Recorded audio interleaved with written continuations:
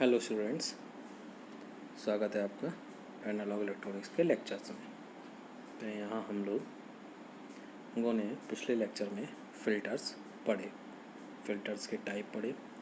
तो जो फ़िल्टर्स थे हमारे, उसका उपयोग जो हम ये आउटपुट वेवफॉर्म्स ले रहे थे, इनमें कुछ रिपल्स आ रहे थे एसी के, तो उनको शुद्ध करने के लिए फ़िल्टर्स का यूज कर रहे थे। तो जो फ़िल्टर्स रहते हैं, इसका अर्थ होता है छानना। जिस तरीके से हम घर में छान कर दो चीज़ों को अलग करते हैं, इसी तरीके से यहाँ पर एक तरीके की वेव्स या एक तरीके की वेव फॉर्म के लिए फ़िल्टर्स को डिज़ाइन किया जाता है, जिसमें जो हमारा फ़िल्टर रहते हैं ये इसकी आउटपुट से हमें आउटपुट में जो एक तरीके की वेव फॉर्म्स ही मिलती हैं और दूसरे तरीके की वेव फॉर्म्स उस सर्किट के ज़रिए रुक जाती हैं। तो इस तरीके से हम लोग फ़िल्टर्स का यूज करते हैं। ये फ़िल्टर्स 3 प्रकार के होते हैं: shunt capacitor filter, inductor filter और एलसी फ़िल्टर। तो इस तरीके से इन फ़िल्टर्स के बारे में पढ़ा हमने और इनके बारे में जाना। अब हम आगे बात करते हैं। आज का हमारा टॉपिक है ब्लीडर रेजिस्टेंस।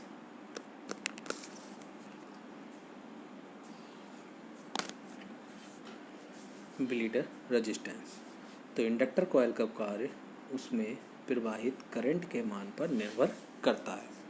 तो इससे सदैव एक न्यूनतम करंट अवश्य प्रवाहित होनी चाहिए। यदि इंडक्टर में प्रवाहित करंट का मान इस न्यूनतम मान से कम होता है तो आउटपुट वोल्टेज तेज़ी से बढ़ती है, जिससे वोल्टेज रेगुलेशन कम हो जाता है। चित्र में ब्रिज रेक्टिफायर के साथ इंडक्टर इनपुट फ़िल्टर और ब्लीडर रेजिस्टेंस लगा दिया गया है। अतः इंडक्टर में करंट का मान को न्यूनतम मान से कम करने के लिए हमें सर्किट में एक रेजिस्टेंस आरवी का प्रयोग किया जाता है, जिसे हम क्या कहते हैं, ब्लीडर रेजिस्टेंस कहते हैं। तो ये हमने जो आरवी का यूज किया है, ये हमारा एक ब्लीडर रेजिस्टेंस है। तो यदि सर्किट का जो लोड है वो आरएल है और सर्किट में नहीं लगा है, तो ब्लीडर रजिस्टर आरवी इंडक्टर के लिए आवश्यक न्यूनतम करंट को बनाए रखेगा। यदि हमारे पास लोड नहीं लगा हुआ है, लोड रेजिस्टेंस, तो ये जो ब्लीडर रजिस्टर रहता है, ये इस तरीके से जो सर्किट में हमारा इंडक्टर लगा हुआ है, इसके लिए जो न्यूनतम करंट है उसको बनाए रखेगा, क्योंकि जो इंडक्टर है इससे एक न्यूनतम करंट की आवश्यकता पड़ती है। तो bleeder resistance RV potential divider की तरह भी कार्य करता है, जिसमें आउटपुट वोल्टेज को परिवर्तित किया जा सकता है। जब सर्किट में लोड अलग करते हैं तो charge capacitor C bleeder resistance RB से डिस्चार्ज हो जाता है। तो अर्थात यदि हम लोड रेजिस्टेंस को अलग कर दें तो जो ये ब्लीडर रजिस्टर है, यह इस रेजिस्टेंस की पूर्ति करता है। ये ब्लीडर रेजिस्टेंस इस रेजिस्टेंस की पूर्ति करता है। यह इंडक्टेंस को भी एक जो निश्चित करंट है वो देने का कार्य करता है, और जो ये कैपेसिटेंस रहता है, इस कैपेसिटेंस को भी डिस्चार्ज होने में मदद करता है, अर्थात इसके द्वारा डिस्चार्ज हो जाता है और आउटपुट टर्मिनल के मध्य वोल्टेज समाप्त हो जाता है या इलेक्ट्रिक शॉक लग सकता है। तो इस तरीके से हम ब्लीडर रजिस्टर का उपयोग करते हैं। तो इसमें क्या रहता है, इंडक्टर कॉइल का कार्य प्रवाहित करंट के मान पर निर्भर करता है और इसमें सदैव एक न्यूनतम करंट की आवश्यकता रहती है। तो इंडक्टर में प्रवाहित करंट का मान इस न्यूनतम मान से कम होता है तो आउटपुट वोल्टेज तेज़ी से बढ़ता है, जिससे वोल्टेज रेगुलेशन कम होता है। आउटपुट वोल्टेज तेज़ी से बढ़ने से हमारा वो जो वोल्टेज रेगुलेशन है वो कम हो जाता है। तो इस तरीके से इंडक्टर में करंट के मान को न्यूनतम मान से कम करने के लिए सर्किट में एक रेजिस्टेंस आरवी का प्रयोग किया जाता है, जिसे हम ब्लीडर रेजिस्टेंस कहते हैं। और जो सर्किट में लोड रेजिस्टेंस होता है आरएल, यदि सर्किट में नहीं लगा हो तो भी जो हमारा ब्लीडर रेजिस्टेंस है, ये इंडक्टर के लिए आवश्यक न्यूनतम करंट को बनाए रखता है। और यही जो हमारा ब्लीडर रेजिस्टेंस है, ये हमारे जो कैपेसिटर होता है इसको भी डिस्चार्जिंग करने में मदद करता है। तो इस तरीके से ये ब्लीडर रेजिस्टेंस का उपयोग है। अब हम आगे पढ़ेंगे विभिन्न प्रकार के डायोड्स। अभी तक हमने सिर्फ पीएन जंक्शन डायोड्स के बारे में पढ़ा था। अब हम आगे पढ़ेंगे विभिन्न प्रकार के डायोड। पहले हम देखते हैं कि डायोड्स कौन कौन से प्रकार के हैं। तो सबसे पहला डायोड है हमारा पावर डायोड, दूसरा है जेनर डायोड, तीसरा है ब्रेक्टर डायोड, चौथा है पॉइंट कॉन्टैक्ट डायोड, पांचवा टनल डायोड, छठा लाइट एमिटिंग डायोड और सातवां फोटो डायोड। इन डायोड्स में से बहुत से डायोड्स का उपयोग हम लोग अपने अपने जीवन में करते हैं। तो सबसे पहले बात करते हैं पावर डायोड की कि पावर डायोड क्या होता है। तो पावर डायोड एक ऐसे पीएन जंक्शन डायोड होता है जिसको हाई पावर और हाई टेम्परेचर वाले एप्लीकेशन के लिए डिजाइन किया जाता है। तो जो हमारे सिंपल पीएन जंक्शन होते हैं, सादा पीएन जंक्शन होते हैं, वो हमारे सादा छोटे एपरेटस के लिए यूज किए जाते हैं। यहाँ हमारा जो पावर डायोड रहता है वो स्पेशल पर्पज़ के लिए यूज होता है, अर्थात हाई पावर हाई टेम्परेचर वाले एप्लीकेशंस के लिए, जहाँ पर हमें हाई एप्लीकेशंस या हाई पावर का यूज करना है, अर्थात जहाँ पे हमें हाई पावर या का यूज करना है और जहाँ पे टेम्परेचर हाई हो जाता है। तो इन डायोडों की जो करंट कैपेसिटी रहती है वो 1 एम्पियर या 1 एम्पियर से अधिक होती है के लिए डिज़ाइन की जाती है इनकी करंट कैपेसिटी।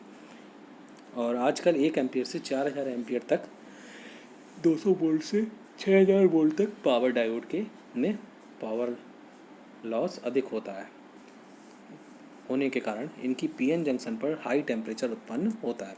तो हमारे जो पावर डायोड्स रहते हैं जो हाई पावर और हाई टेम्परेचर के लिए हाई पावर में यूज होते हैं, जैसे 1 एम्पियर से 4000 एम्पियर तक हो गए या 200 वोल्ट से 600 वोल्ट तक हो गए, तो जब हाई पावर में यूज हो रहे हैं तो पावर लॉस होने की वजह से इनमें हाई टेम्परेचर उत्पन्न होता है। तो इनका निर्माण सिलिकॉन सेमीकंडक्टर के द्वारा किया जाता है, क्योंकि इससे निर्मित जो डिवाइसेस रहती हैं वो लगभग 175 डिग्री सेंटीग्रेड तक काम कर सकती हैं। तो हम जितनी भी हाई पावर डिवाइसेस को बनाते हैं, जितने भी पीएन जंक्शन या PN junction diode power diodes बनाते हैं, वो सब हाई पावर के लिए जितने भी बनाते हैं उनमें हम सिलिकॉन का यूज करते हैं, क्योंकि जर्मेनियम जो सेमीकंडक्टर है उसकी जो सहन करने की क्षमता है या सही से कार्य करने की क्षमता है वो 85 डिग्री सेंटीग्रेड तक है, जबकि जो हमारा सिलिकॉन है इसकी क्षमता 175 डिग्री सेंटीग्रेड तक है। तो पावर डायोड की बाहर की बॉडी मेटल की बनी होती है और पावर डायोड को सदैव उत्पन्न हीट का डिसिपेशन आसानी से हो सके, इसके लिए क्या है, उसको हम बॉडी को जो मेटल की बनाते हैं और मेटल के द्वारा उसका हीट का डिसिपेशन हो सके, अर्थात हीट सिंक की तरह वह उसका कार्य कर सके। तो जो डायोड रहता है वो बॉडी से कनेक्ट रहता है और बॉडी एयर से कनेक्ट रहती है। तो जब टेम्परेचर जो होता है वो मेटल के द्वारा उस बाहर वाली मेटल में फैलता है, तो फैलने से हवा के संपर्क में आता है और हवा के संपर्क में आने से क्या होता है, वह आसानी से वातावरण के द्वारा ठंडा हो जाता है। तो हम एक पीएन डायोड की स्ट्रक्चर की बात करें तो जो पीएन डायोड का बेसिक स्ट्रक्चर रहता है वो कुछ इस तरीके का रहता है। ये हमारा पीएन जंक्शन का डायोड का स्ट्रक्चर हो गया, ये हमारा पी टाइप हो गया, ये हमारा एन टाइप हो गया। डायोड का बेसिक स्ट्रक्चर इस तरीके से ये रहता है। और अगर जो इसका स्टब टाइट स्ट्रक्चर है वो ये रहता है। इसमें क्या होता है, ये हीट सिंक लगा होता है, ये एनोड हो जाता है, ये कैथोड हो जाता है।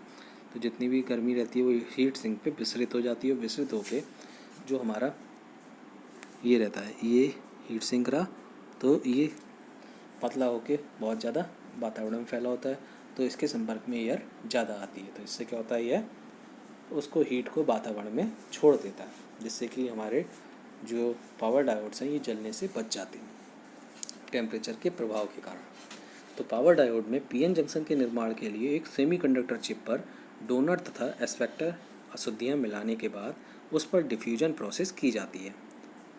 तो इस तरीके से जो हम डोनर और एस्पेक्टर अशुद्धियाँ मिलाते हैं तो इसमें हम डिफ्यूजन प्रोसेस करते हैं। आजकल 6 kV से लेके 35 kV रेटिंग के पावर डायोड का निर्माण केवल 100 से 125 mm व्यास वाली सिलिकॉन चिप पर किया जा सकता है। तो आजकल की जो कंप्यूटर टेक्नोलॉजी है वो हाई हो गई है, जो क्या कर रही है, बहुत कम स्पेस में ही बहुत ज़्यादा पावर के इक्विपमेंट्स को जनरेट कर सकती है। तो इसमें दोनों पी तथा एन टाइप के सिलिकॉन सेमीकंडक्टरों की बाहरी लेयर पर मॉलीबुडलम की एलाइंग की जाती है। तो इस तरीके से जो पावर डायोड है इसका उपयोग पावर रेक्टिफायर सर्किट्स में होता है और वेव शेपिंग सर्किट्स में होता है और इन्वर्टर के सर्किट्स में होता है। तो इस तरीके से इन चीज़ों का यूज यहाँ पर होता है। अब बात करते हैं हम लोग जेनर डायोड की, कि जेनर डायोड क्या होता है।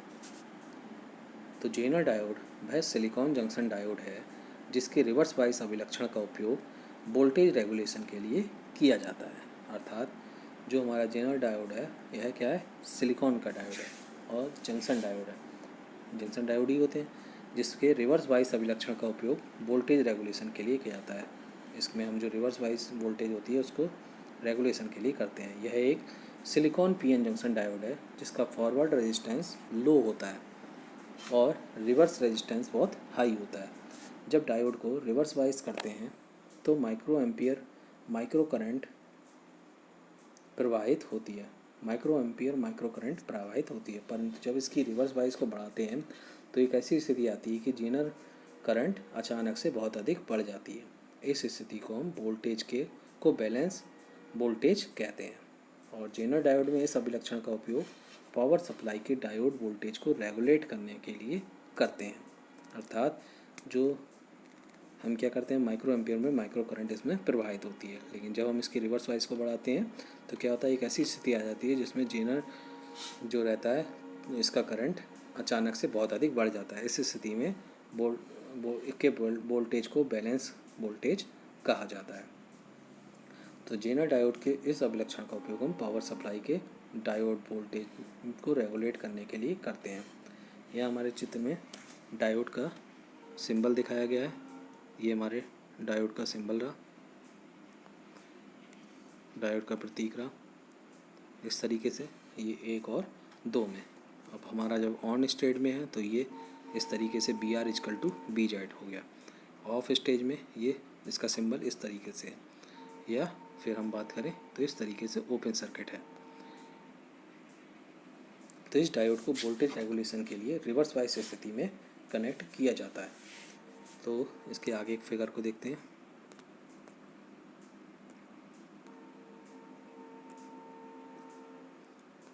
ये इसका फिगर है। तो यहाँ पर सप्लाई सर्किट के सीरीज में जेनर डायोड जो है, सप्लाई सर्किट के सीरीज में हम क्या करते हैं, इसे रेजिस्टेंस से कनेक्ट किया गया है। जो रेजिस्टेंस क्या है हमारा, RLM, R लिमिटेशन से कनेक्ट किया गया है। इसे लिमिटर रेजिस्टेंस भी कहते हैं। यह रेजिस्टेंस इनपुट वोल्टेज के जीनर वोल्टेज को हाई होने की स्थिति में एक्स्ट्रा वोल्टेज को ड्रॉप करता है। अर्थात जब इनपुट वोल्टेज के जीनर वोल्टेज से हाई हो जाती है इनपुट वोल्टेज जीनर वोल्टेज से, तो यह एक्स्ट्रा वोल्टेज को क्या कर देता है, ड्रॉप कर देता है। इस तरह जीनर डायोड नष्ट होने से बच जाता है। आर लिमिटर का उपयोग का लाभ यह भी होता है कि यह वोल्टेज सर्किट के आउटपुट पर एक वेरिएबल और लिमिटेड वोल्टेज प्राप्त होता है। एक वेरिएबल और लिमिटेड वोल्टेज प्राप्त होगा। इनपुट वोल्टेज बढ़ाने पर एक्स्ट्रा करंट लोड सर्किट से प्रवाहित ना होकर जेनर डायोड से बाईपास हो जाती है।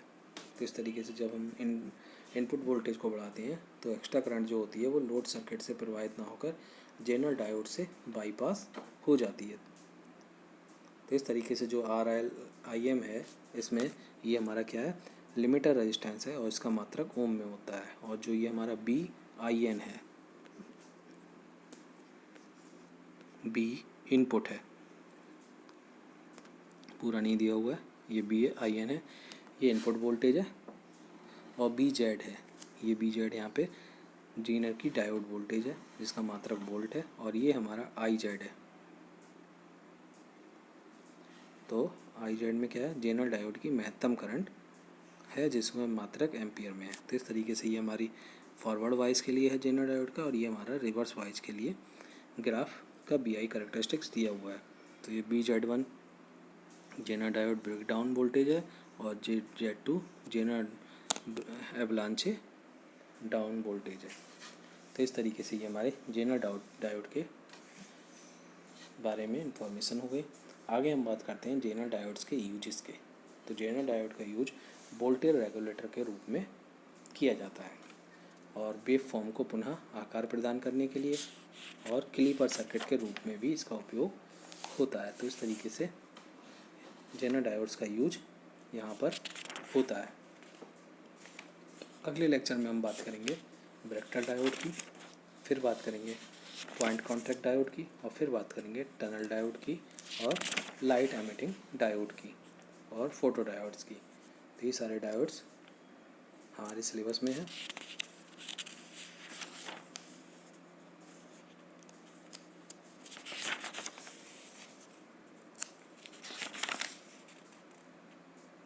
और एक आखिरी डायोड है इसमें, शॉटकी डायोड। तो इन सब चीज़ों को हम अगले लेक्चर में कंप्लीट करेंगे।